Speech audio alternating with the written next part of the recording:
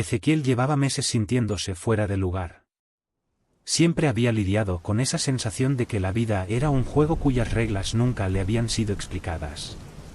Su relación con su familia era complicada, por decirlo menos, y aquellos amigos cercanos de la escuela secundaria ahora parecían recuerdos lejanos, personas que habían cambiado de formas que él ya no podía comprender. Incluso la universidad, que esperaba que fuera su escape, le había decepcionado. Pero seguía adelante, aferrándose a la esperanza de que, en algún momento, algo, lo que fuera, cambiaría para mejor. Ese verano, después de su tercer año universitario, decidió tomar un viaje solo a Europa. Berlín lo había fascinado desde siempre, su vibrante historia, su energía urbana, y lo consideró el lugar ideal para perderse un rato, buscando respuestas o, al menos, una pausa del ruido constante en su cabeza. Tal vez lo que necesitaba era un sentido de pertenencia o tal vez, solo un descanso. Una cálida noche de verano, Ezequiel se encontró en un bar oscuro y modesto en un rincón tranquilo de la ciudad. El lugar se llamaba El Refugio, un local escondido que olía a cigarrillos y cerveza derramada. Llevaba allí varias horas, con un vaso entre las manos, mirando sin prestar mucha atención el televisor en la pared. Su alemán era mediocre en el mejor de los casos, pero esa noche no buscaba conversación. Solo quería estar solo. Mientras el bar comenzaba a vaciarse y el reloj avanzaba, Ezequiel se dio cuenta de que había perdido las llaves de su apartamento. El pánico se apoderó de él mientras buscaba frenéticamente en sus bolsillos, revisándolos una y otra vez con la esperanza de que las llaves aparecieran mágicamente. Pero no estaban. Su apartamento quedaba a unas pocas calles de distancia, pero sabía que no podría entrar sin ellas. El casero era estricto y a esa hora ya era demasiado tarde para pedir ayuda. Maldiciendo entre dientes, Ezequiel salió del bar y se adentró en la fresca noche berlinesa. Sus opciones eran limitadas, y después de un rato de deambular sin rumbo, tomó una decisión: encontraría algún lugar cercano para dormir. No era la mejor opción, pero se conformaría con eso por una noche y lidiaría con el problema de las llaves en la mañana. Ezequiel vagó por las calles durante un rato. La ciudad parecía más silenciosa de lo habitual. Encontró un puente que cruzaba un río en una zona menos transitada de la ciudad. El puente ofrecía algo de refugio de la ligera llovizna que había comenzado a caer, y Ezequiel, exhausto, se dejó caer contra el frío hormigón. Su mochila serviría de almohada, y cruzó los brazos para intentar protegerse del frío que comenzaba a calarse en su ropa. El sonido del río, fluido y constante, debería haber sido tranquilizador. Pero, mientras Ezequiel cerraba los ojos y trataba de dormir, una sensación de inquietud empezó a asentarse en su estómago. No era la incomodidad habitual de dormir al aire libre. No. Esto era algo más profundo, una alarma instintiva que se encendía en su interior. Después de lo que parecieron horas de dar vueltas, intentando encontrar una posición cómoda, Ezequiel lo escuchó. Al principio, solo era un murmullo, demasiado distante para entenderlo claramente. Pensó que su mente cansada le estaba jugando una mala pasada. Pero el sonido se volvió más fuerte, hasta que finalmente pudo distinguir voces, roncas, urgentes, hablando en tonos apresurados. Los ojos de Ezequiel se abrieron de golpe. No estaba solo. Rodó hacia un lado, con cuidado, asomándose desde debajo del puente. Al otro lado del río, apenas visibles bajo la tenue luz de una solitaria farola, vio un grupo de hombres. 5, tal vez 6, no pudo contarlos con certeza. Estaban reunidos cerca de un pequeño bote que se balanceaba perezosamente junto a la orilla. Los hombres hablaban en susurros, pero había algo en la forma en que se movían, gestos rápidos y precisos, que sugería que estaban en alerta. El corazón de Ezequiel empezó a latir más rápido. Sabía, instintivamente, que lo que fuera que estuviera sucediendo allí no era algo en lo que quisiera verse involucrado. La forma en que los hombres se mantenían juntos, intercambiando maletines y bolsas, le provocaba escalofríos. El bote, atado a la orilla, se mecía suavemente en el agua, como si marcara el ritmo del creciente miedo de Ezequiel. Permaneció completamente inmóvil, apenas respirando, rezando para que no lo hubieran visto. Las sombras bajo el puente lo mantenían oculto, pero se sentía expuesto, como si en cualquier momento pudieran voltear la cabeza y encontrarse directamente con su mirada. Su pulso resonaba en sus oídos, tan fuerte que temía que lo delatara. De repente, uno de los hombres gritó. El sonido atravesó el aire como un disparo. El cuerpo de Ezequiel se tensó, listo para huir. Uno de los hombres había sacado una pistola, apuntando directamente a otro, quien alzó las manos en señal de rendición. Ezequiel observó, congelado, mientras el hombre con el arma gritaba algo en alemán que él no alcanzó a comprender. La situación estaba fuera de control. La tensión era palpable, casi tangible. La mente de Ezequiel intentaba desesperadamente entender lo que estaba viendo. ¿Un trato de drogas? ¿Un robo? No lo sabía, y francamente, no le importaba. Todo lo que sabía era que tenía que salir de ahí, y rápido. Empezó a retroceder lentamente, con cuidado de no hacer ruido. Pero justo cuando estaba a punto de retirarse más hacia la oscuridad del puente, su pie resbaló en el concreto mojado, haciendo que una pequeña piedra rodara por la pendiente y cayera al agua con un débil chapoteo. Ezequiel se quedó paralizado, con el aliento contenido. Los hombres al otro lado del río dejaron de hablar. Uno de ellos, alto y de hombros anchos, giró la cabeza rápidamente, escaneando la orilla con la mirada.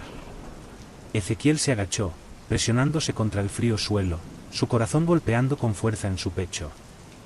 Por un momento, el único sonido fue el suave golpeteo del agua contra la orilla. Luego, otra voz resonó, esta vez más fuerte y acusatoria. Aunque no entendió las palabras, el tono era inconfundible, alguien lo había visto. El pánico se apoderó de él. Ya no podía seguir escondido. Sin pensar, se levantó y echó a correr.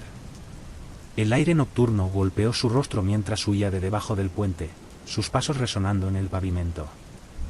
Detrás de él, oyó gritos urgentes, furiosos. No se atrevió a mirar atrás. Sus piernas ardían, sus pulmones suplicaban por aire, pero seguía corriendo, impulsado por el terror de que si se detenía, si dudaba un solo segundo, lo atraparían. Ezequiel zigzagueaba por las calles, torciendo en callejones, su mente trabajando a toda velocidad. Todavía podía escuchar los ecos distantes de las voces, pero no sabía si los seguían o si su imaginación le jugaba una broma cruel.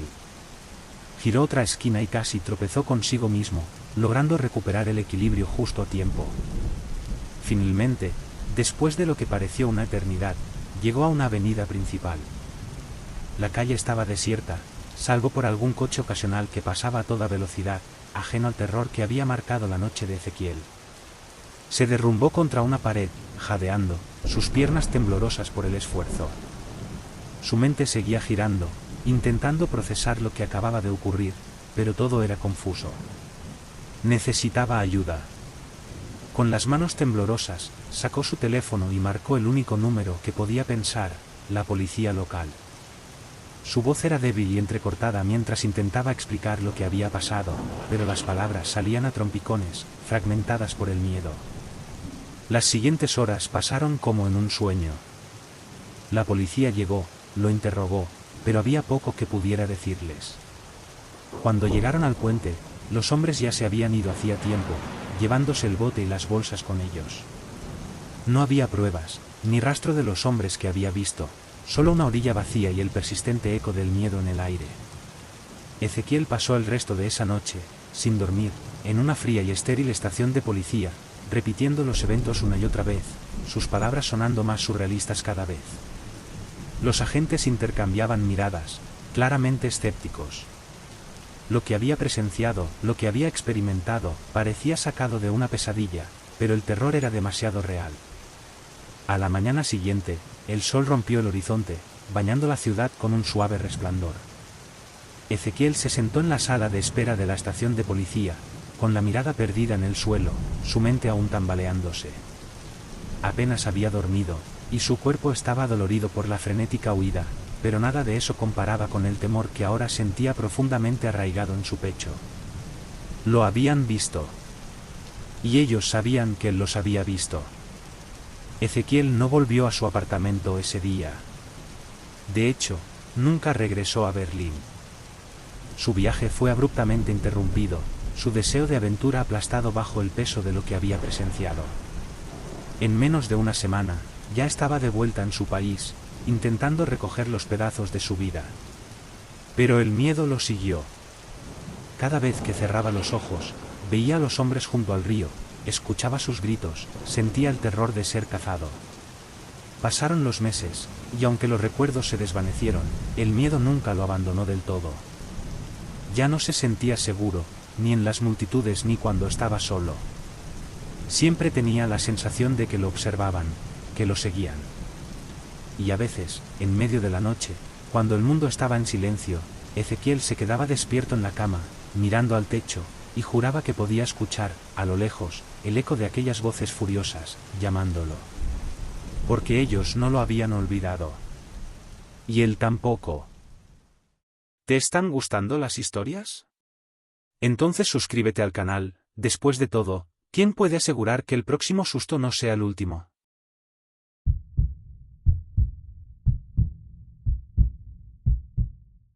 Nicolás siempre había sido un ave nocturna. Era un hábito que había desarrollado durante su adolescencia y que había seguido con él hasta la adultez. Vivía solo en una casa modesta en las afueras de la ciudad, en un barrio tranquilo donde raramente pasaba algo fuera de lo común. La tranquilidad de la noche era su refugio. Encontraba paz en esas horas tardías, cuando el mundo dormía y el silencio lo rodeaba. Pero, como descubriría pronto, esa calma estaba a punto de romperse. Una noche particularmente oscura, mientras Nicolás estaba en su balcón fumando su cigarrillo habitual de medianoche, algo llamó su atención. La calle, como siempre, estaba desierta, salvo por el ocasional susurro de las hojas movidas por el viento. Pero esa noche, algo diferente flotaba en el aire, una sensación de incomodidad que no podía ignorar. El vecino de Nicolás, un hombre llamado Ricardo, era una persona reservada. Poco se sabía de él, y pocas veces se le veía fuera de su casa. Su automóvil, un sedán azul oscuro, era lo único visible en su entrada la mayoría de las noches. O al menos lo había sido hasta esa noche. Mientras exhalaba el humo, Nicolás notó algo extraño. Un gran furgón negro doblaba la esquina y se detenía en la entrada de la casa de Ricardo. El reloj marcaba más de las 2 de la madrugada. Nicolás observó, su curiosidad despertándose mientras el vehículo permanecía encendido por unos momentos antes de que las luces se apagaran. Nadie salió de inmediato. La casa de Ricardo seguía tan oscura y silenciosa como siempre. Después de lo que parecieron largos minutos, finalmente se abrió la puerta del conductor. Una figura alta y sombría descendió, cargando algo largo y pesado en sus brazos. Desde el balcón, Nicolás pudo ver que parecía una bolsa grande, tal vez una bolsa de viaje, pero algo en la forma en que la persona luchaba con el peso le provocó una sensación de inquietud. El corazón de Nicolás comenzó a latir más rápido mientras la figura desaparecía dentro de la casa de Ricardo, cerrando la puerta suavemente tras de sí. Nicolás se quedó quieto, sin saber cómo reaccionar ante lo que acababa de presenciar. Una parte de él quería olvidarlo, convencer a su mente de que era un simple reparto a altas horas de la noche. Sin embargo, había algo en esa escena que no podía sacudirse, una inquietud que le carcomía, como un susurro en su interior que le decía que algo estaba terriblemente mal. A la noche siguiente, Nicolás se encontró nuevamente en su balcón, cigarrillo en mano, pero esta vez más alerta. Sus ojos permanecían fijos en la casa de Ricardo, esperando cualquier señal de que lo que había visto la noche anterior no era solo una ilusión. A las 2:15 de la madrugada, el furgón negro regresó, exactamente como la noche anterior. El mismo ritual, el conductor permaneció dentro del vehículo durante unos minutos, el motor zumbando en el silencio de la noche, antes de salir nuevamente con otra bolsa pesada en brazos. Esta vez, la figura parecía luchar aún más con el peso, inclinándose hacia adelante por el esfuerzo antes de entrar en la casa de Ricardo. Nicolás apagó apresuradamente su cigarrillo, sus manos temblorosas. No podía dejarlo pasar. ¿Estaba Ricardo involucrado en algo ilegal? ¿Era alguna clase de operación clandestina? Su mente corría con todo tipo de teorías, cada una más siniestra que la anterior. Decidió que tenía que averiguar más. Durante las siguientes 3 noches, Nicolás se mantuvo vigilante, observando desde su balcón. El furgón negro venía y se iba, siempre a la misma hora, siempre con el mismo ritual. Cada vez que Ricardo salía con la bolsa, nunca regresaba con ella. Algo estaba siendo transportado, pero ¿a dónde? En la 5ª noche, Nicolás decidió que había tenido suficiente. Seguiría el furgón. Necesitaba saber qué estaba pasando. A la 1:45 de la madrugada, salió de su casa en silencio, con las llaves del coche en la mano. Estacionó su auto a unas pocas calles de la casa de Ricardo, lo suficientemente lejos para no ser visto, pero lo bastante cerca para vigilar los movimientos. Como había anticipado, el furgón salió de la entrada a las 2:20 de la madrugada, y Nicolás lo siguió a distancia, su corazón latiendo con fuerza. Apagó las luces delanteras de su coche, permitiendo que la oscuridad lo envolviera mientras seguía al vehículo por las tranquilas calles. El furgón condujo más y más lejos de la ciudad, adentrándose en un camino de tierra solitario que se retorcía entre un espeso bosque que Nicolás no reconocía. Las ramas de los árboles parecían cerrar el camino, como si quisieran impedirle seguir adelante. La ansiedad aumentó en su pecho a medida que se adentraban más y más en ese desolado lugar. Finalmente, después de lo que parecieron horas, el furgón aminoró la marcha y se desvió hacia un claro. Nicolás aparcó a una distancia segura, apagó el motor y observó en silencio mientras el conductor bajaba del vehículo. Con la luz de la luna filtrándose a través de los árboles, Nicolás pudo ver claramente a Ricardo abriendo la puerta lateral del furgón y sacando la misma bolsa grande. Esta vez, sin embargo, algo sobresalía por el borde de la bolsa, una extremidad, tal vez un pie. El estómago de Nicolás se revolvió. Sintió la bilis subir por su garganta mientras observaba a Ricardo arrastrar la bolsa hacia una vieja estación de servicio en ruinas que bordeaba el claro. Las ventanas estaban tapiadas, y el letrero que colgaba del edificio estaba torcido, como si nadie hubiera estado allí en años. Ricardo desapareció dentro del edificio, dejando el furgón estacionado en la oscuridad. Nicolás se quedó inmóvil, paralizado por lo que había visto. ¿Era realmente un cuerpo lo que Ricardo llevaba? Su mente se desbordaba con el pánico, sin saber si debía confrontarlo o llamar a la policía. Pero antes de que pudiera tomar una decisión, Ricardo salió de la estación sin la bolsa. Nicolás se agachó rápidamente en su asiento, su corazón martilleando en sus oídos. Ricardo subió al furgón y se alejó por el mismo camino de tierra por el que había llegado. Esperó hasta que las luces traseras del furgón desaparecieron en la distancia antes de moverse. Cada instinto en su cuerpo le gritaba que diera media vuelta y se fuera, que se olvidara de lo que había visto. Pero no podía. Tenía que saber la verdad. Con las piernas pesadas como el plomo, Nicolás salió de su coche y se acercó lentamente a la estación. Cuando llegó a la puerta que Ricardo había utilizado, para su sorpresa, no estaba cerrada con llave. La empujó, y el crujido de las bisagras resonó en la noche silenciosa. Dentro, el aire era espeso y olía a polvo y decadencia. Nicolás encendió la linterna de su teléfono, el haz de luz cortando la oscuridad. Estantes cubiertos de polvo, vidrios rotos esparcidos por el suelo, y grafitis en las paredes le daban al lugar una sensación aún más abandonada y hostil. Pero en el rincón más lejano de la habitación, donde apenas llegaba la luz de su linterna, vio la bolsa. Estaba abierta. Dentro, Nicolás distinguió claramente la forma de un cuerpo humano.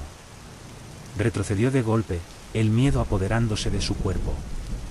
Quería correr, quería gritar, pero su voz no salía. Sus pies parecían pegados al suelo.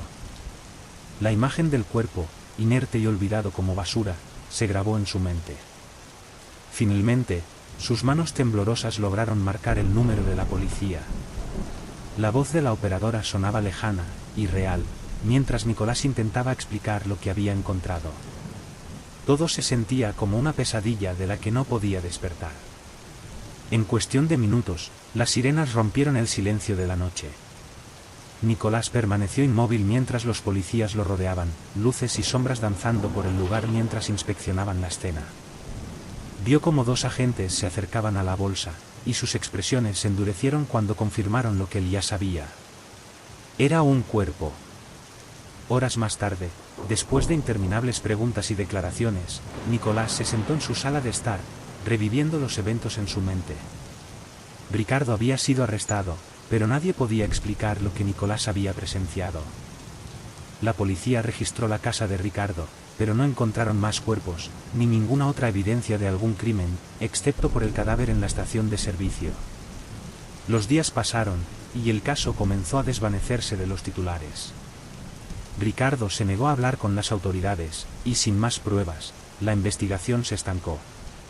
Pero para Nicolás, la pesadilla estaba lejos de haber terminado. Cada noche, soñaba con la estación de servicio, con el cuerpo, con el furgón negro.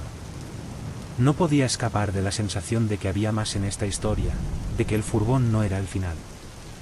Una noche, mientras estaba en su balcón fumando un cigarrillo, vio un destello de movimiento al otro lado de la calle. Allí, en la entrada de la antigua casa de Ricardo, estaba el furgón, estacionado exactamente como antes, con el motor encendido y el conductor oculto en la sombra. El cigarrillo de Nicolás cayó de sus labios mientras las luces delanteras del furgón se apagaban. La pesadilla apenas comenzaba.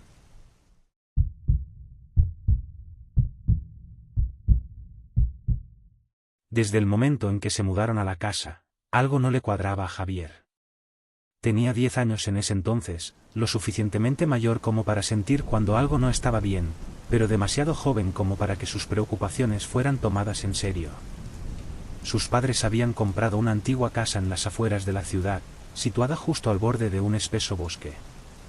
Buscaban tranquilidad y algo de paz lejos del bullicio de la ciudad.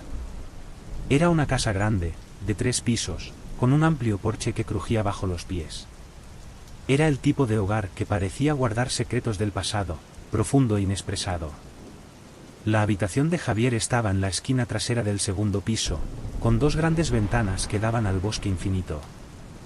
Los árboles eran tan altos que en las noches ventosas, las ramas raspaban los cristales de las ventanas como si dedos esqueléticos intentaran entrar.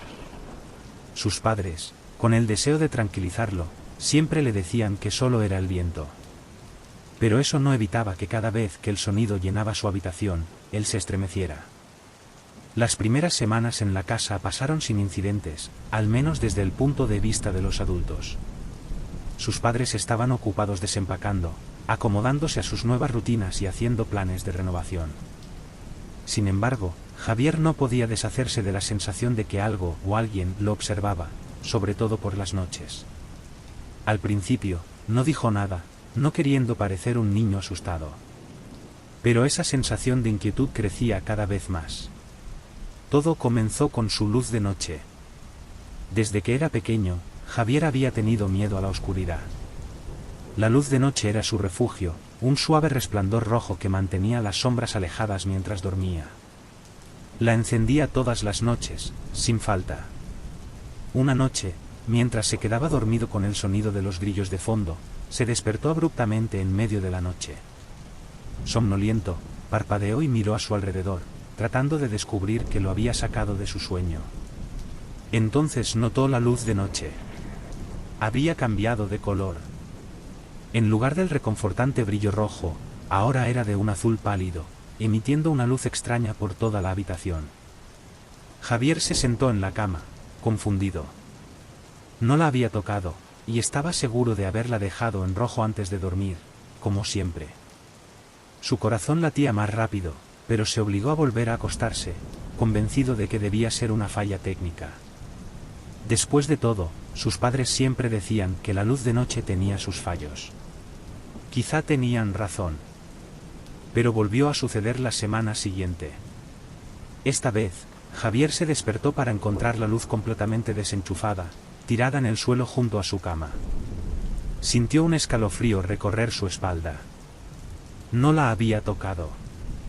Con las manos temblorosas, la recogió y la volvió a enchufar, pero su mente seguía corriendo. ¿Había algo mal con la luz, o había algo más en su habitación?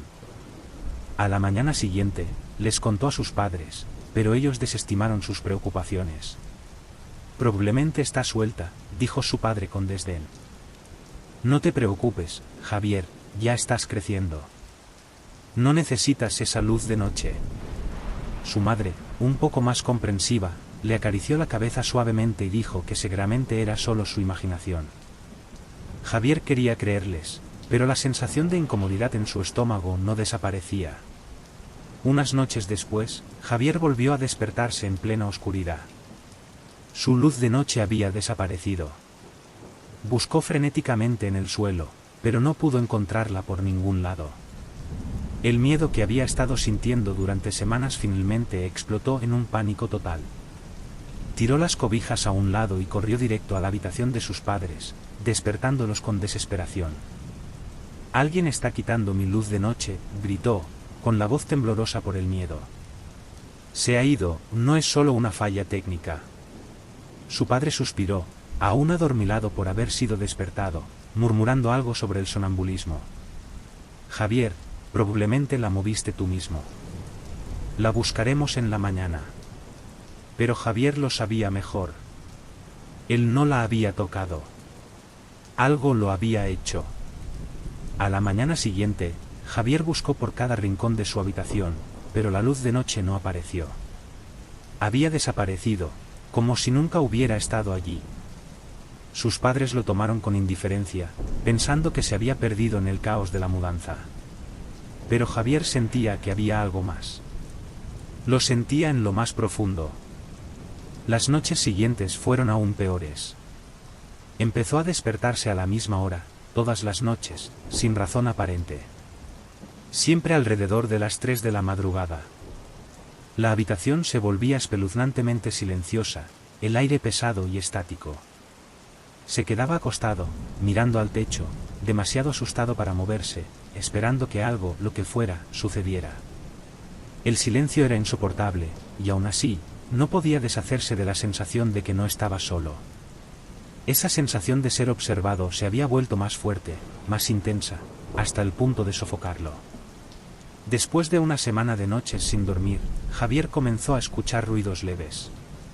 Todo comenzó con un suave crujido que provenía del armario, como si algo o alguien se estuviera moviendo dentro.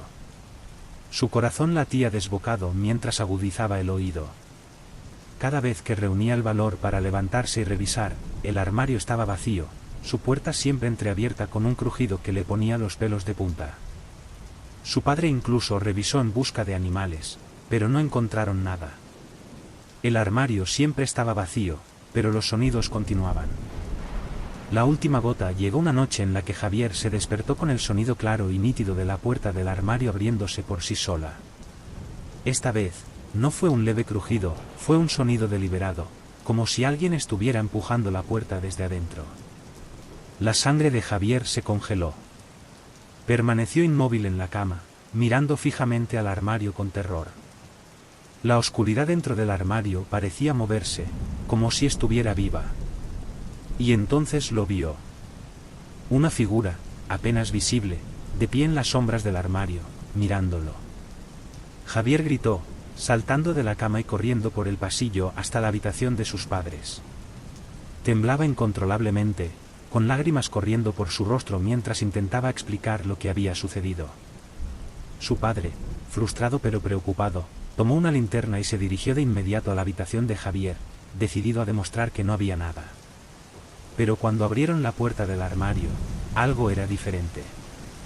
Detrás de la ropa y las cajas, escondido por viejos juguetes y pósteres, había un pequeño agujero, casi imperceptible, en la pared.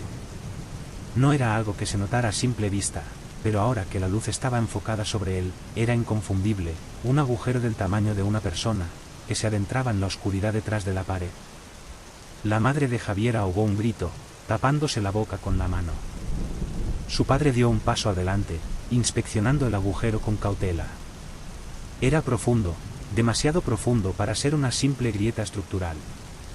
La realización cayó sobre todos al mismo tiempo, ese no era un agujero ordinario. Era un pasadizo. Su padre fue a buscar una linterna más potente, y sin decir una palabra, comenzó a despejar el armario de todo lo que contenía. Una vez vacío, pudieron ver la extensión completa del túnel. Se adentraba directamente en la pared, desapareciendo en la oscuridad. El padre de Javier asomó la cabeza dentro, iluminando el pasadizo con la linterna. El haz apenas penetraba la negrura. El aire que salía del túnel era frío y rancio, como si no hubiera sido perturbado en años. Esto no estaba en los planos, murmuró su padre, con el rostro pálido. No hay manera. Su madre ya estaba al teléfono con la policía, su voz temblando mientras explicaba lo que habían encontrado. Javier permanecía en el borde de la habitación, mirando el agujero, con su mente trabajando a toda velocidad. Eso era todo. Eso era lo que había estado observándolo. Quienquiera, o lo que fuera, que se movía por la casa en las noches estaba usando ese pasadizo para entrar y salir. La policía llegó rápidamente y comenzó a investigar el túnel. Descubrieron que se adentraba profundamente en el subsuelo, conectando con una red de antiguas bodegas y habitaciones subterráneas que habían sido parte del diseño original de la propiedad, hacía más de 100 años. Con el tiempo, esos pasadizos habían sido olvidados, sellados y ocultos detrás de las paredes. Hasta ahora. Esa misma noche, Javier y su madre dejaron la casa, yendo a quedarse con su tía en la ciudad mientras continuaba la investigación. Su padre se quedó para supervisar el trabajo. Pero incluso después de que la policía terminara, no obtuvieron muchas respuestas. Nadie sabía cuánto tiempo llevaba allí el pasadizo, ni quién o qué lo había estado utilizando. No había señales de actividad reciente, ni pruebas de que alguien hubiera estado viviendo allí. Pero Javier lo sabía. Lo había sentido. Alguien o algo había estado en su habitación. Sus padres vendieron la casa en menos de un mes. Empacaron todo y se mudaron al otro lado del país, con la esperanza de dejar el pasado atrás. Pero Javier nunca olvidó. La sensación de ser observado, las pesadillas, el sonido de la puerta del armario abriéndose en plena noche, eso se quedó con él. Años después, mucho después de haberse mudado, Javier todavía se despertaba en medio de la noche, con el corazón acelerado, convencido de que alguien estaba de pie en las sombras, mirándolo. Porque a veces, juraba, aún podía escuchar el suave crujido proveniente del armario.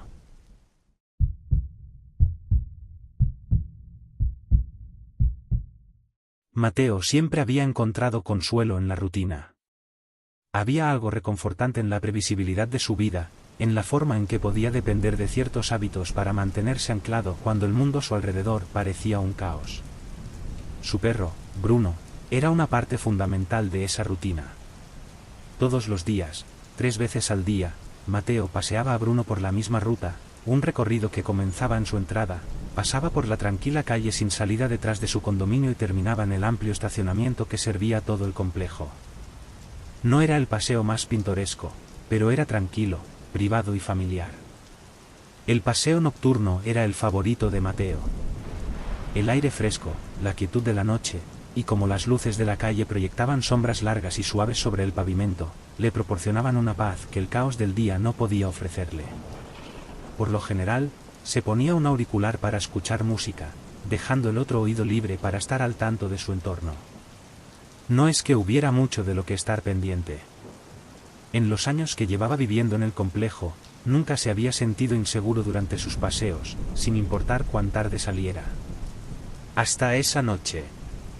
Era poco después de la medianoche cuando Mateo enganchó la correa al collar de Bruno y salió al aire fresco de la noche. La luna colgaba baja en el cielo, proyectando un brillo tenue sobre el vecindario, y las calles estaban tan silenciosas como siempre. Mateo empezó su recorrido habitual, tarareando el compás de la música que resonaba en su oído. Bruno trotaba feliz a su lado, olfateando los arbustos y árboles a lo largo del camino, completamente ajeno a todo, excepto a los olores que lo rodeaban. Llegaron a la calle sin salida, y justo cuando Mateo doblaba la esquina hacia el estacionamiento, se detuvo. Pensó haber escuchado algo. Una voz, tenue pero distintiva, que flotaba en el aire. Se quitó el auricular y se quedó quieto, escuchando atentamente. Nada. Sacudió la cabeza y sonrió, achacándolo a su imaginación. No era la primera vez que su mente le jugaba trucos durante esos paseos nocturnos. Reanudó la marcha, y Bruno tiró un poco de la correa, ansioso por continuar. Pero, mientras avanzaban más dentro del estacionamiento, Mateo volvió a escucharlo, esta vez más claro. Una voz, en algún lugar delante de él, susurrando. Era distante, casi ahogada, pero inconfundible. ¡Auxilio! Mateo se quedó paralizado. Su corazón comenzó a latir con fuerza en su pecho mientras escaneaba el estacionamiento vacío. Las filas de autos estacionados proyectaban largas sombras bajo las tenues luces, y por un momento, todo se sintió inquietantemente inmóvil. No había nadie. El estacionamiento estaba completamente desierto, como siempre a esa hora. ¡Auxilio! La voz volvió a resonar, un poco más fuerte esta vez. Sonaba como la voz de un niño. El estómago de Mateo se tensó. Dio un paso hacia adelante con cautela, sus ojos recorriendo el espacio entre los autos, buscando cualquier signo de movimiento. «Hola», llamó Mateo, su voz sonando demasiado fuerte en la quietud de la noche. Las orejas de Bruno se levantaron al oírlo, pero no parecía notar nada inusual. Su nariz seguía enterrada en un parche de hierba, ajeno a la tensión en el aire. No hubo respuesta. El pulso de Mateo se aceleró mientras continuaba caminando, el sonido de sus pasos resonando en el vacío del estacionamiento. La voz había venido de algún lugar adelante, cerca de la fila de autos estacionados en el lado más lejano del lote. Entrecerró los ojos para ver en la oscuridad, pero solo alcanzaba a distinguir sombras. «¿Hay alguien ahí?», volvió a llamar Mateo, su voz un poco más temblorosa esta vez. «¿Necesitas ayuda?». Durante un largo momento, no hubo nada. Solo el suave susurro del viento entre los árboles y el distante murmullo de un motor en la lejanía. Entonces, desde las sombras entre dos SUVs estacionadas, la voz volvió a sonar. «Auxilio». Ahora estaba cerca, demasiado cerca. El corazón de Mateo latía con fuerza en su pecho mientras se detenía en seco, mirando al estrecho espacio entre los vehículos. Su respiración era rápida y superficial. No podía ver nada, pero la voz había venido justo de allí. Estaba seguro. Finalmente, Bruno también pareció notar que algo andaba mal. Su cola, que había estado moviéndose perezosamente, se puso rígida, y levantó la cabeza, con las orejas en alerta. Olfateó el aire y luego dejó escapar un gruñido bajo e inquietante. La boca de Mateo se secó. Dio un paso hacia atrás, tirando suavemente de la correa. Su mente corría. ¿Había alguien escondido entre los autos? ¿Era una broma pesada? ¿O alguien realmente estaba en peligro? Pero había algo en esa voz. No era solo la forma en que resonaba en la quietud de la noche o cómo parecía provenir de ninguna parte. Era el tono. La forma en que la palabra auxilio era pronunciada. Era plana, sin emoción, como si quien lo dijera no estuviera realmente pidiendo ayuda. Solo repetía la palabra, una y otra vez, como una grabación. El escalofrío en la espalda de Mateo se intensificó. Dio otro paso hacia atrás, tirando de Bruno. El perro no opuso resistencia. Estaba completamente quieto ahora, sus ojos fijos en el espacio sombrío entre los autos, su gruñido volviéndose más profundo. «Auxilio». La voz sonó de nuevo, más fuerte ahora. Más cerca. El corazón de Mateo saltó a su garganta. Se dio la vuelta y comenzó a caminar, rápido. Bruno se mantuvo a su lado, sus orejas echadas hacia atrás, su cuerpo tenso. «Auxilio». La voz resonaba en el estacionamiento, persiguiéndolos mientras se apresuraban hacia la calle. «Auxilio». Los seguía. Mateo rompió en una carrera, con su pulso disparado mientras tiraba de Bruno. Su mente giraba, tratando de entender lo que estaba sucediendo. ¿Era una broma macabra? ¿Alguien estaba jugando con él? ¿O algo mucho más siniestro estaba ocurriendo? Llegó al final del estacionamiento y se lanzó hacia la acera, su respiración entrecortada. No se detuvo hasta estar a mitad de la calle, donde las luces de las casas cercanas proyectaban sombras largas y tranquilizadoras sobre el pavimento. Mateo se detuvo, dándose la vuelta para mirar el estacionamiento. Estaba vacío. No había nadie allí. Se quedó allí un largo momento, recuperando el aliento, su corazón aún martillando en su pecho. Bruno se sentó a sus pies, jadeando, pero ya no gruñía.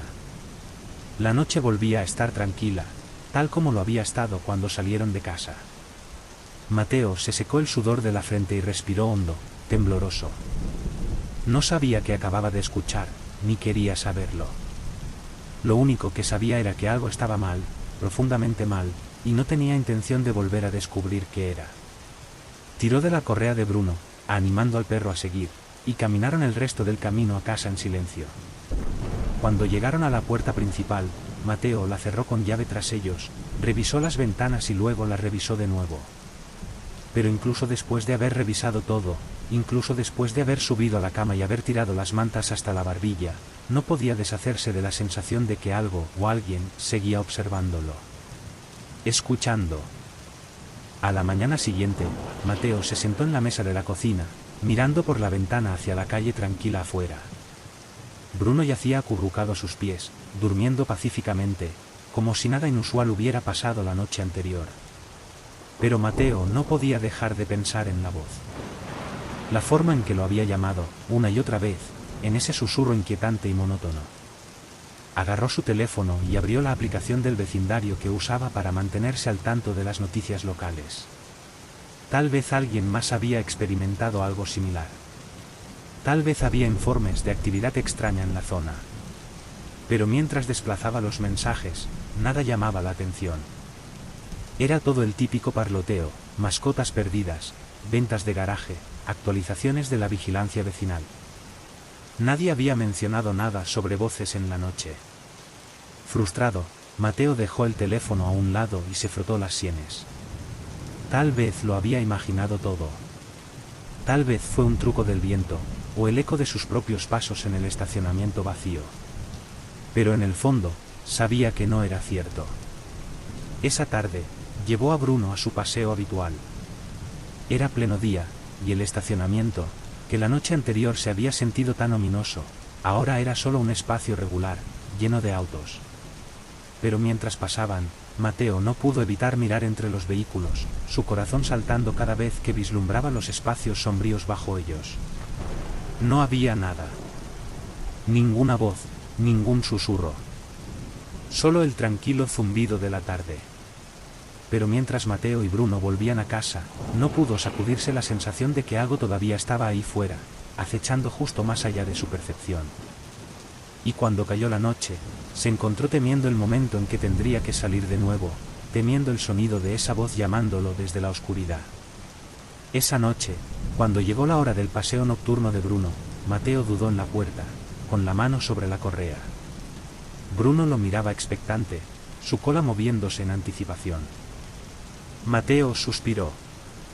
No podía dejar que el miedo lo controlara. No podía permitir que lo que sea que hubiera pasado la noche anterior detuviera su vida. Probablemente no era nada, se dijo a sí mismo. Solo una experiencia espeluznante, pero aislada. Haría el paseo, despejaría su mente, y eso sería el fin. Pero mientras salían al fresco aire nocturno, Mateo no pudo evitar mirar nerviosamente hacia el estacionamiento al final de la calle. Se cernía a lo lejos, silencioso y quieto, esperando. El paseo comenzó como siempre.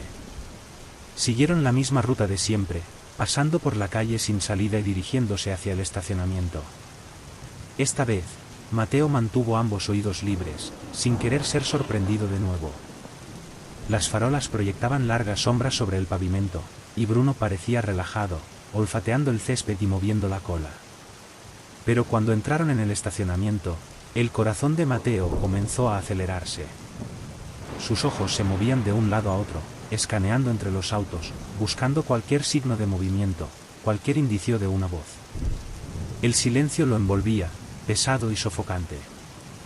Llegaron al otro extremo del estacionamiento, y por un breve momento, Mateo se permitió relajarse. Quizás realmente había sido su imaginación. Quizás. ¡Auxilio!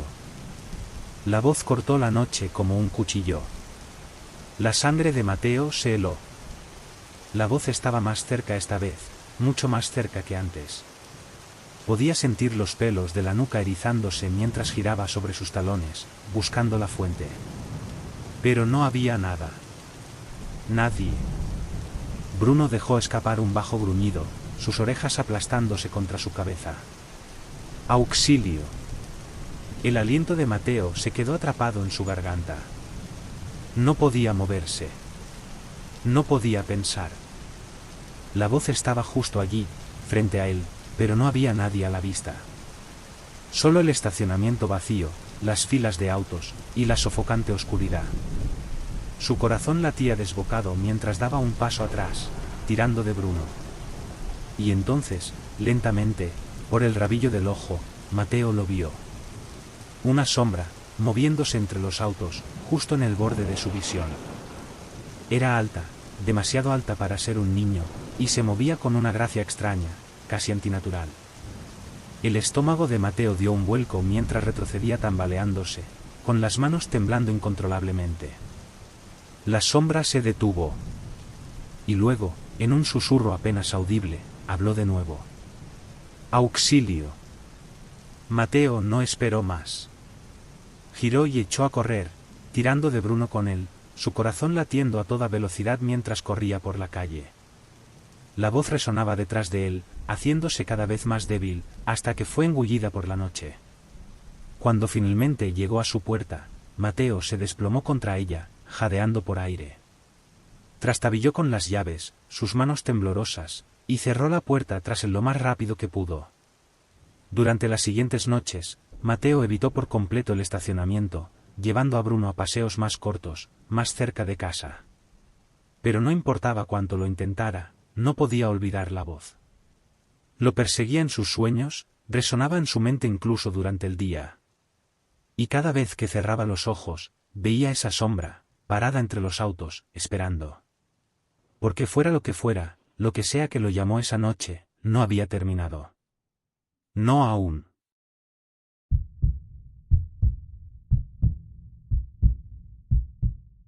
Era una casa pequeña, de un solo piso. Perfecta para alguien como Camila, quien, a sus 26 años, acababa de conseguir su primer trabajo serio en una nueva ciudad. No era nada lujoso, 2 dormitorios, un baño y suficiente espacio para recibir a algunos amigos de vez en cuando. Había pasado unas semanas desde que se mudó, y todo parecía estar bien. La casa tenía carácter, con sus suelos que crujían y sus accesorios algo anticuados, pero era asequible, y su casera, la señora Rodríguez, había sido muy amable y comprensiva. Camila estaba empezando a acostumbrarse a su nueva rutina, centrada en su carrera y disfrutando del tranquilo vecindario. Pero eso fue antes de que empezaran los golpes. Era tarde un jueves por la noche cuando Camila los escuchó por primera vez. Unos golpes fuertes en la puerta principal, rompiendo la tranquila serenidad de la noche.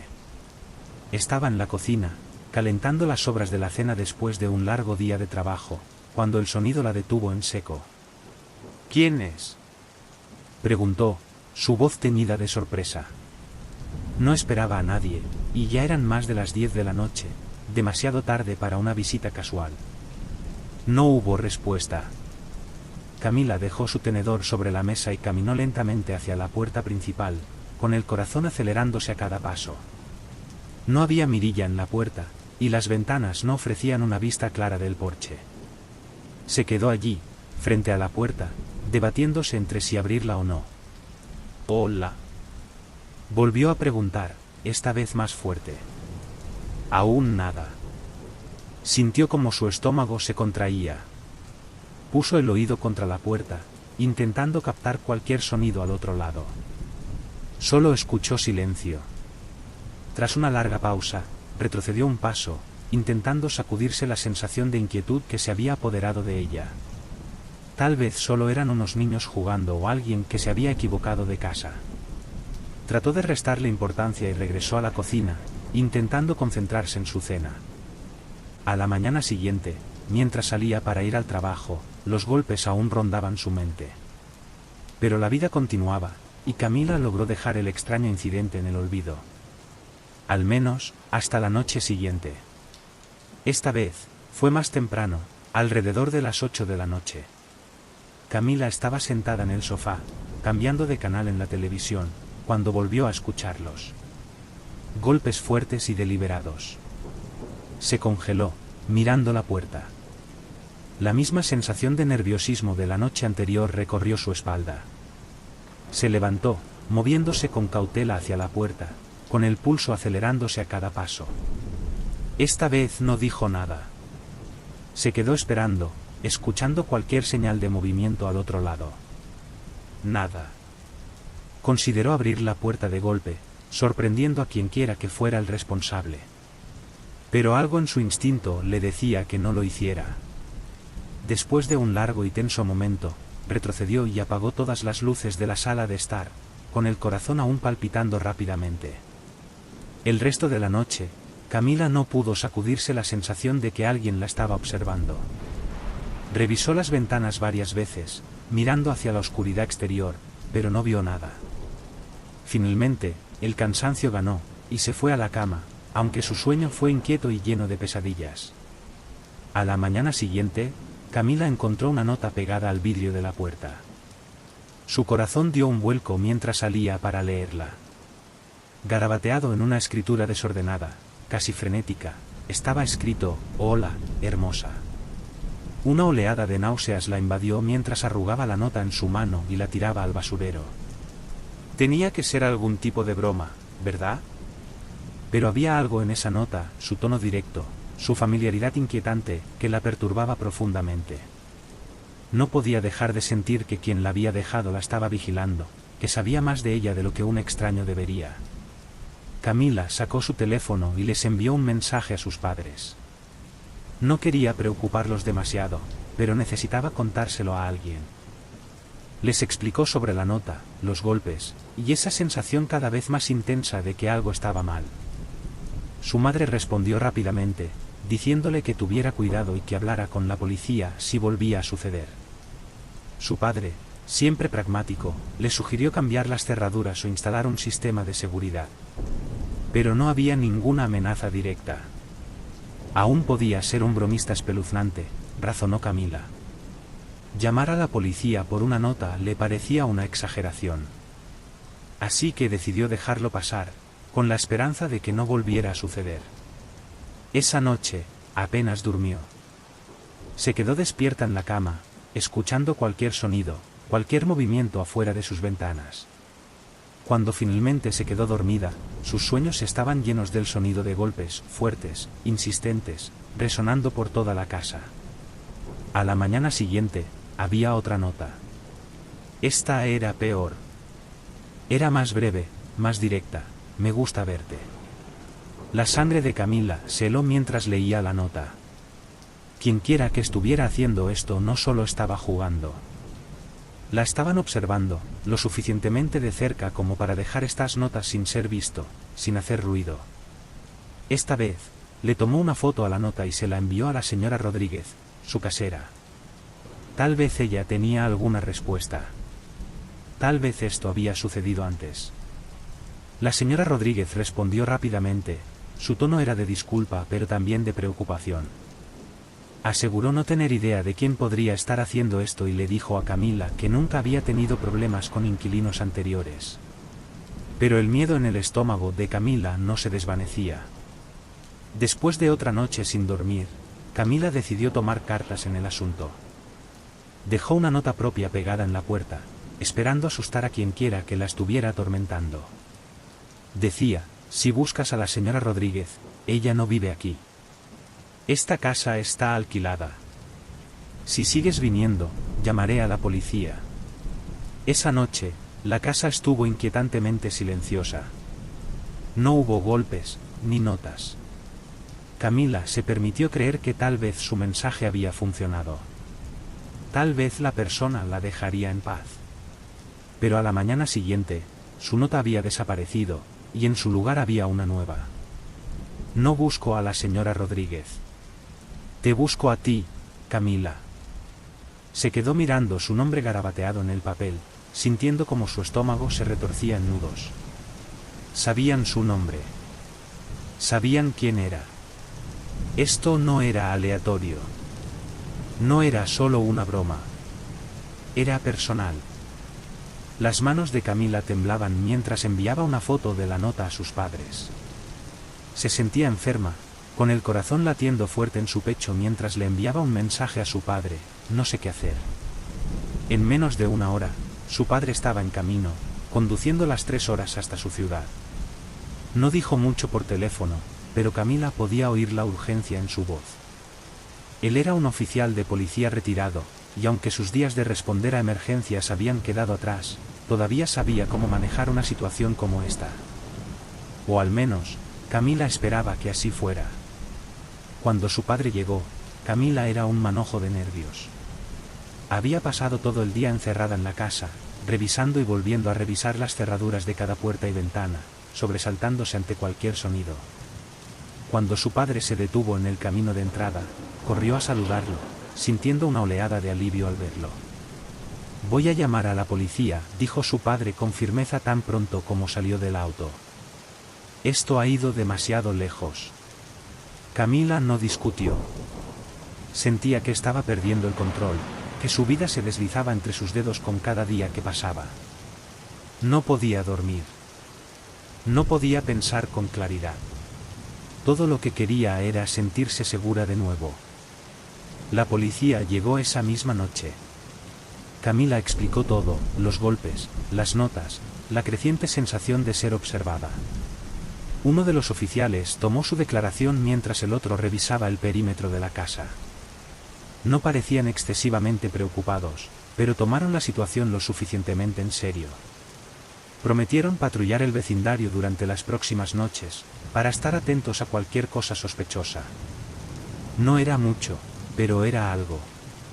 Esa noche, el padre de Camila se quedó despierto, sentado en el porche con una taza de café y su vieja pistola de servicio a su lado. Camila no pudo evitar sentirse un poco más segura sabiendo que él estaba allí, cuidándola. Se fue a la cama, esperando que la presencia de la policía asustara a quienquiera que la estuviera acechando. Pero a la mañana siguiente, Camila encontró una última nota. Esta vez, estaba escondida debajo del felpudo, apenas visible a menos que supieras dónde buscar. Su padre fue quien la encontró, su rostro ensombrecido mientras se la entregaba. «Volveré por ti, Camila».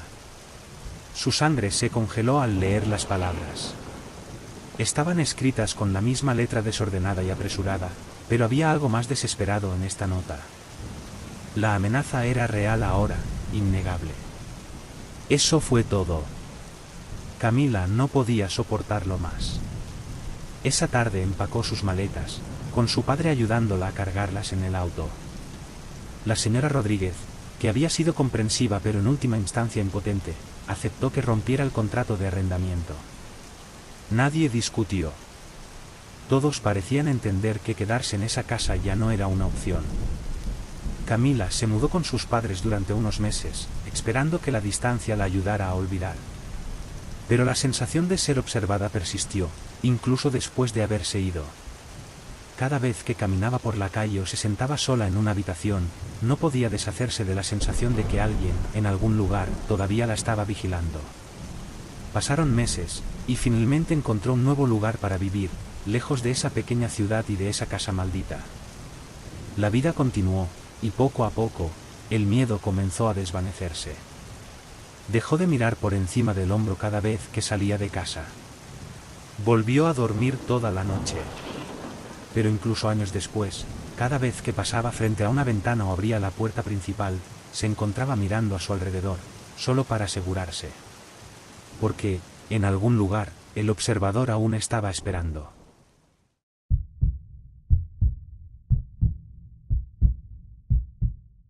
When Diego was 22, he found himself spending much of his time alone at his family's new house. His parents had recently moved into a large, picturesque home on the outskirts of town, nestled near a serene lake. The house, perched right by the water, was beautiful and spacious, yet the isolation of the surrounding woods made Diego uneasy.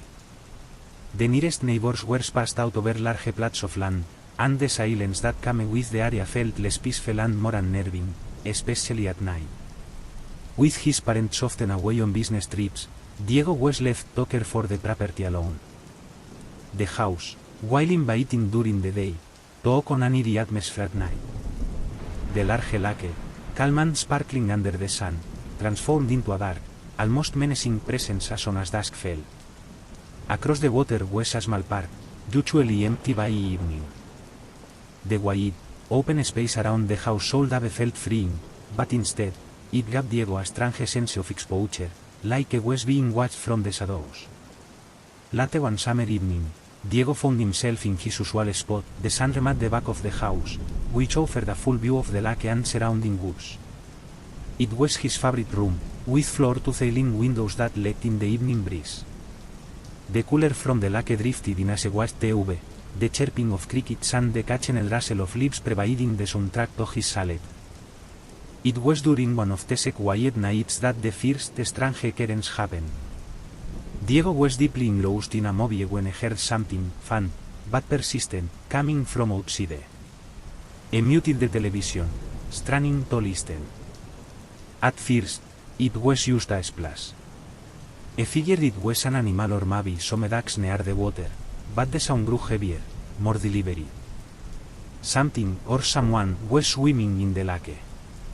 Curiosity overtook him, and Diego stood up, moving to the sliding glass door that opened onto the deck. The night was warm, the air thick with the scent of the water, but when he stepped outside, the splashing continued. Diego scanned the lake, but the month's faint glow only lit the surface of the water, leaving much of the lake in darkness. Then, he heard it, a low, slow humming. A man's voice. The sound drifted lazily on the breeze, mixing with the rhythmic splashing of the water. It was coming from the lake. Diego peered into the darkness, squinting to make out any shapes on the water. Was someone swimming out there? It made no sense, no one in their right mind would swim in the lake this late. The water was deep, cold, and surrounded by darkness. His mind raced, trying to make sense of the situation. Another? A drunk had wandered into the lake? He flicked on the deck lights, flooding the backyard with bright, artificial light. The sudden illumination cast long shadows across the grass and stretched toward the edge of the lake. The splashing and humming stopped immediately, as if the presence in the water had been startled. For a moment, everything was still.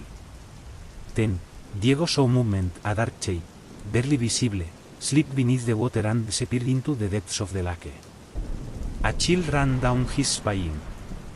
He stood frozen on the deck, staring out at the water, trying to convince himself it was nothing, a strange animal or his imagination running wild. But something inside him, something primal, screamed that he wasn't alone, that something was out there, watching him from beneath the lake. Diego stepped back into the house, locking the sliding door behind him. He sat back down in the sunroom, but his sense of safety was gone. He left the deck lights on, casting an uneasy glow over the backyard. His eyes kept darting back to the lake, his thoughts consumed by the strange humming and splashing he had heard. As the minutes passed, Diego tried to shake the feeling that had settled over him like a thick fog. He muted the TV again, untouched when he heard it, footsteps, soft but unmistakable, crossing the deck outside. His heart leapt into his throat. He lay flat on the couch, every muscle tensing as he listened. The footsteps moved slowly, deliberately, as if whoever or whatever it was didn't care if it was heard. Then, Diego heard a slow, heavy exhale, a sound so close it could have been used outside the window. The breath was followed by a deep, gravelly voice. "Is it you?" Diego's blood ran cold. The voice was calm, almost friendly, but there was something terribly wrong about it. It sounded like the same voice that had been humming by the lake. He wanted to move, to scream, to do something, but his body refused to obey. His mind raced, trying to make sense of the situation. Could it be another? Someone playing a joke? His hands shook as he forced himself to speak. "Manuel? Is that you?" he whispered, calling out the name of the neighbor who lived a few houses down, hoping against hope that it was just a prank. But there was no answer. Only silence. The footsteps resumed, retreating across the deck until Diego couldn't hear them anymore. After what felt like an eternity, he finally dared to peek over the edge of the couch and look toward the windows. The deck was empty. Summoning all his carry, Diego slowly got up and checked the locks on every door and window.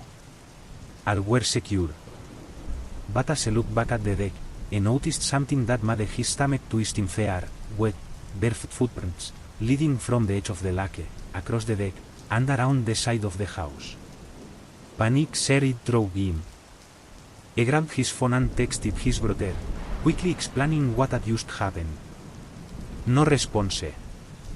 Diego wasn't waiting to see if the presence would return. He grabbed a knife from the kitchen and cautiously stepped out onto the deck. The night was eerily quiet. The water lapped gently against the shore, and the crickets had fallen silent. Diego followed the trail of wet footprints, his heart hammering in his chest. They led to the edge of the deck, where the railing overlooked the lake. As Diego stepped closer to the railing, he froze. Peeking just over the edge of the deck, barely visible in the dim light, was a face, pale, with wide, staring eyes. Only the top of the head was visible, but it was enough to send a wave of terror crashing over him. The eyes never blinked, never moved, just stared up at him from below. Diego stumbled back, almost dropping the knife in his panic. He grabbed his phone and called the 911, his voice shaking as he tried to explain what he had seen. The aperture assured that help was on the way, but Diego could hardly process the words. His mind was focused on one thing: those eyes, watching him from the darkness. Minutes felt like hours before the police arrived, their flashing lights cutting through the night. They searched the property, but found nothing: no signs of anyone near the lake, no traces of the figure Diego had seen. The wet footprints had already dried in the summer air, leaving no evidence behind. The police questioned him, asking if he had any enemies, if someone could be harassing him. Diego shook his head, numb. None of it made sense. They told him to call if anything else happened, but Diego knew they wouldn't find anything. That night, he locked every door, shut every window, and turned on the air conditioning to drown out the silence. But sleep didn't come. His mind replayed the image of those cold, unblinking eyes, staring up at him from beneath the deck. In the morning, the sunlight brought some comfort, but the memory of the face lurking by the lake haunted him. He never saw the figure again, but the feeling of being watched stayed with him, like a shadow that refused to leave. Every time Diego sat in the sand, staring out at the calm waters of the lake, he couldn't help but wonder if it was still out there, watching, waiting. Because once something is in you, it never truly goes away.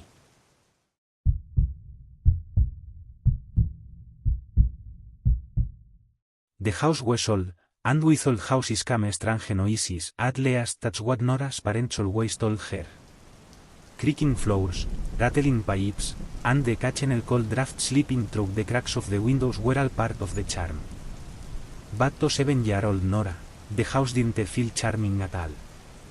It felt too big, too empty at night, and too full of shadows that seemed to shift on their own. Nora's room was on the second floor, in the back corner of the house. It was a large room for a child, with tall windows that looked out onto the dense woods surrounding their property. The trees pressed in close, and when the wind picked up, their branches scratched against the glass, sounding like fingers trying to claw their way inside. Even though she shared the room with her older brother Ethan, who was 10, the room still felt too vast, too quiet. Their bedroom was cluttered with toys, most of them Ethan's handmade ones. Among the old toys was one Nora hated the most, an old, battered race car that Ethan used to love when he was 5. The car had buttons that, when pressed, made the lights flash and trigger sounds, a roaring engine, a blaring horn, and, worst of all, a rock song that never seemed to end. It had been Ethan's favorite toy once, but now it sat forgotten in the corner, its plastic red paint chip, collecting dust. The first time it happened, Nora thought Ethan was trying to scare her. It was late at night, and they had been in bed for only a few minutes. The room was dark, save for the faint glow of a night light that cast shadows on the walls. Nora was just about to drift off when the car's engine suddenly roared to life. The lights flashed, filling the room with flickers of red and yellow, and the obnoxious honking horn pierced through the silence. Nora sat up with a gasp, her heart racing. Ethan. Stop it, she snapped, clashing her blankets tighter around her. Ethan, lying on his bed across the room, laughed. I didn't do it, they said, his voice a mix of amusement and confusion. Nora glared at him. There was no way Ethan could ever reach the car from his bed, it had been sitting untouched in the far corner all evening. Still, she wasn't ready to believe that something else had caused the toy to start up. Just turn it off, she muttered, pulling the covers over her head in frustration. Ethan rolled out of bed, walked over to the car, and switched it off. He chuckled as he climbed back into his bed, but Nora could sense that even was unsettled. She lay there for a long time, staring at the ceiling, the lingering sound of the car's engine still echoing in her mind. Eventually, exhaustion overtook her, and she fell into a restless sleep. For the next few nights, the car remained silent, and Nora began to think that maybe it had just been a fluke, maybe a malfunction or, perhaps, Ethan messing with her after all. But a week later, it happened again. Nora was almost asleep when the car's engine revved loudly, the lights flickering as it made its strange mechanical noises. The blaring on startled her, and she sat up in bed, her heart hammering in her chest. She hadn't heard Ethan move, he had been lying in his bed across the room the whole time. Ethan. Nora called, her voice trembling. Turn it off. This time, Ethan didn't laugh. He looked just as unsettled as she did as he climbed out of bed and switched off the toy once more. He didn't touch it, he said quietly, his eyes wide. Nora didn't respond, but the look in his eyes told her he was just as scared as she was. For the next few days, the toy car sat silent. But the air in the room felt different, thicker, heavier. Both Nora and Ethan tiptoed around the toy, each of them pretending that nothing was wrong but neither of them willing to go near it. Then, one night, something even stranger happened. It was late, and the house was still. Nora woke suddenly, unsure of why she had been pulled from sleep. Her heart pounded in her chest, her skin prickling with an icy chill that had nothing to do with the temperature of the room. She lay still, listening to the silence, when she heard it a soft creak. Her eyes darted to the closet. The door was cracked open, just a sliver, but enough for Nora to see the black void inside. And sitting in front of the closet, as if it had been placed there deliberately, was the toy car. Nora's breath caught in her throat. She hadn't moved the car, and she knew Ethan hadn't either. She stared at it, waiting for something to happen. The seconds ticked by, and just when she thought the moment had passed, the car's engine roared to life once again. The lights flashed on, filling the room with harsh, flickering beams. The honking horn blared, louder than ever before, and the rock song began to play, the sound distorted and eerie. Nora screamed. She threw off her blankets and bolted toward the tan's bed, her heart pounding wildly in her chest. Ethan was already awake, his face pale, his eyes wide with fear. Turn it off. Nora cried, shaking uncontrollably. Ethan jumped out of bed and ran toward the toy, but this time, the switch wouldn't work. No matter how many times he tried, the car wouldn't stop. The sounds continued, loud and frantic, as if the toy had taken on a life of its own. The closet door creaked open a little wider, and out of the corner of her eye, Nora thought she saw something, a shadow, moving just beyond the threshold, lurking in the darkness. Go get Mom. Ethan yelled, his voice trembling. Get her now. Nora didn't wait. She ran out of the room and down the hall, her feet slapping against the cold wooden floor. She burst into her parents' bedroom, tears streaming down her face, trying to explain through her sobs what had just happened. Her mother, groggy and confused, sat up in bed. What's going on, Nora? What are you talking about? The car. Nora gasped, struggling to catch her breath. It won't stop. And the closet, it opened by itself. There's something in there. Her father, wide awake now, grabbed a flashlight from the nightstand. Stay here with your mother, said, his voice firm. Yeah, go check it out. Nora clung to her mother, her heart still racing, as they waited. She heard her father's footsteps in the hallway, heard the creak of her bedroom door as stepped inside. The noise from the toy car still echoed through the house, but then, suddenly, it stopped. There was silence. Her father called for them to come into the room, his voice calm but serious. Nora, clutching her mother's hand, walked slowly back into her bedroom. The car was lying on its side now, quiet, as if nothing had happened. The closet door was wide open, revealing only a few hanging clothes and boxes inside. Her father shined the flashlight into the closet, his expression unreadable. It's just a toy, Nora, said, though his voice was quieter than usual. There's nothing in the closet. It must be a faulty switch. But Nora knew better. There was something wrong with that toy. She could feel it deep in her bones. It wasn't just a broken car, it was something else. And whatever it was, it wasn't going to stop. Her father threw the car in the trash that night, reassuring Nora and dicen that everything would be fine. But Nora didn't feel fine. For the next few weeks, she refused to sleep in her own room, choosing instead to stay in her parents' bed. Ethan didn't argue. He wasn't eager to sleep in that room either. Eventually, life in the house seemed to return to normal. The strange occurrences stopped, and Nora and Ethan began to feel safe again. They returned to their own room, and the nights passed without incident. But then, one day, as Nora was playing in the backyard, she happened to glance at the trash bin beside the garage. The lid was open, and inside, sitting on top of the other garbage, was the toy car. Its lights were flashing faintly, a dim, pulsing glow. Nora backed away, her heart pounding in her chest. She ran back inside to tell her mother. Mom.